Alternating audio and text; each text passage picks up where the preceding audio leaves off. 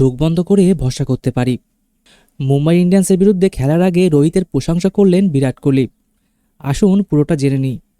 এই তো মাত্র 1 মাস আগের কথা। চ্যাম্পিয়ন্স ট্রফির ফাইনালে একে অপরের কাঁধে কাঁধ মিলিয়ে লড়েছিলেন বিরাট ও রোহিত। এবার আইপিএলে তারাই প্রতিদ্বন্দ্বী। সোমবার আরসিবির মুখোমুখি হবে মুম্বাই ইন্ডিয়ান্স। তবে তার আগে রোহিতের প্রশংসায় মগ্ন বিরাট কোহলি। জাতীয় দলে রোহিতের অভিষেক হয় 2007 সালে।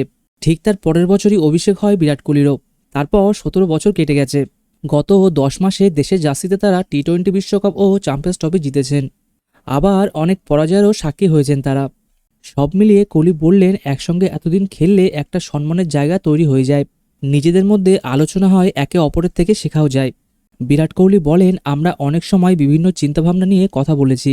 দেখেছি আমরা একই পথে এগোচ্ছি। একটা ভরসার জায়গা তৈরি হয়ে যায়।